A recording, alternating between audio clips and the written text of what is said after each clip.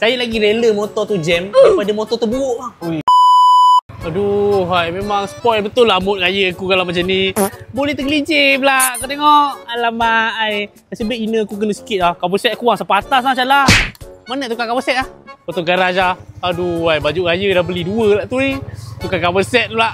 Pak. Kalau ada lah cover set cun-cun alang-alang tu tukar warna terus dah. Ui, sakit lah, luka pula tengah bang. Saya boleh lepas tergelincir dah bang Y16 nak tukar cover set lah bang. Cover set abang tu elok lagi. Lebih baik abang sebeli minyak hitam. Bang, tak payah bang. Saya lagi rela motor tu jam daripada motor tu buruk bang.